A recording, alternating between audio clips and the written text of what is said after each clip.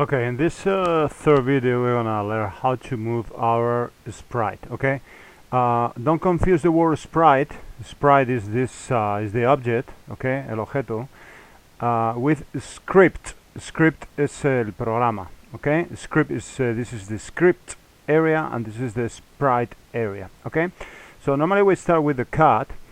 Before starting moving it, let's analyze a little bit this screen. Okay, we have the name here, so we can always change the name of our sprite. Maybe we can call it just cat, so later when we have a lot of sprites around here we can identify each sprite with a different name, and we have different elements here to control those sprites. So before that we're gonna use a backdrop that is very useful, is the one with the grid, with the coordinate, because the screen is divided into coordinate like when you're playing with shapes. Okay, so you have the x-axis and you have the y-axis, and the coordinates changes from minus 240 to 240 when it comes to x-axis, and when it comes to y, to vertical axis, it changes between minus 180 and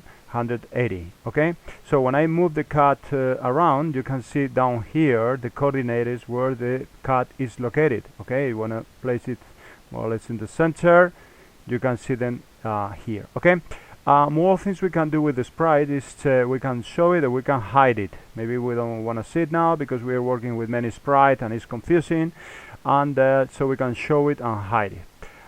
We can change the size. Maybe we can increase it to double size, so we change it, we click enter, so we increase the size, or we can make it smaller. Okay, 100% is the normal size. Finally, we have to pay attention to the direction, because we can change it here. Okay, we can type the number or we can use the arrow, but be careful, because we have three ways to select the type of rotation style of the sprite. So if we select the left one, it means that the cat can rotate all around the stage, so it can walk upside down.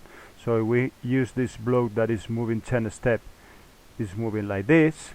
But maybe we don't want our cat to be upside down, so we can choose this option. So the cat is just moving left and right. Okay, so the cat is never upside down. Even if it's going up or if it's going down, it keeps all the time same position. It's only looking at towards the left and toward the right. Finally, maybe we don't want the cat to change at all, so even if it's going towards the left, it's walking upwards. Okay, so this is an interesting area to work with, so we're gonna leave it this way now. Okay, so let's analyze different ways to make the sprite to move. So we have this one that is moving steps, so you can select the number of steps every time you click. If you include a smaller number, the cat is moving less. If you change this and you type, for example, 30, is moving faster. Okay, right, this is one way to move it. Another thing you can do is you can turn your cat. Okay, you can select how many degrees every time, towards the right or towards the left. So every time you click on the block, this is what's happening. Okay, so more options. You have another option that's very commonly used when you're designing a video game, and it's go to. Okay, with go to, you say to the cat where to go. For example, you type here go to x, for example 200, and to y, for example 100. When we click here, the cat goes straight to the place you say. Okay, to the coordinates to define. Okay, this is important because we have another option that is glide. Okay, glide is similar. You can choose where to go, but glide means that it's going slowly. So it takes, for example, 1 sec to go from the actual position to the defined position here. So if we click here, it goes, and it takes 1 second. If I say that instead of 1 second it takes more, so it will glide but slowly, okay? From any other place it will go slowly. So you see the difference. In one case it goes straight to the place, and using this instruction it goes slowly, okay? Another way to move the sprites is by changing the coordinates, okay? So we can say, for example, change x coordinate by 10. So it means that every time I click is increasing by 10 the coordinate.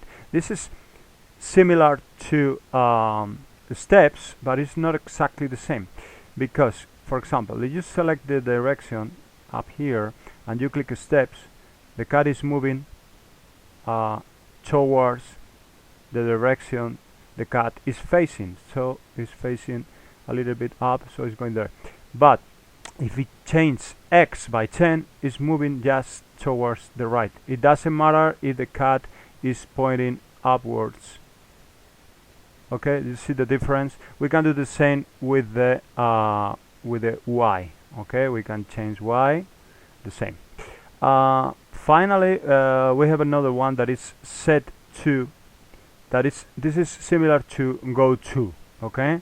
Set x to a number means that you are setting the x position, but just the x, so it doesn't change the y position, just the x, okay? And then there are two more options that are very interesting.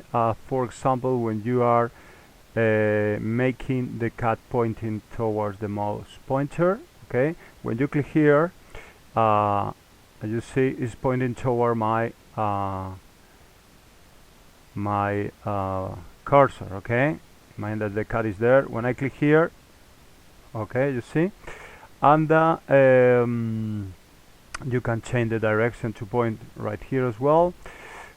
So we can combine, for example, you can combine point towards my mouse pointer and for example move 10 steps.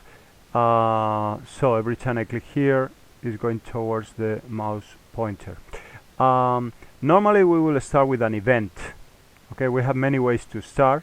For example, when clicking a space, normally we will use the green flag, so it means that every time we click the green flag, the cat is doing what is programmed here, okay? When I click here, every time I click here, the cat is pointing towards the mouse pointer and is moving 10 steps, okay?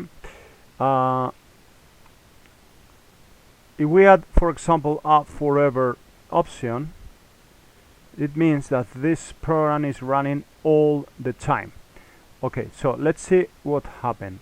When I click the green flag, the cat is pointing towards the mouse pointer and is giving 5 steps every time, okay?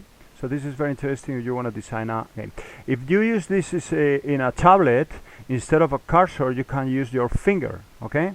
It works exactly the same, but with a finger. So you can design a game.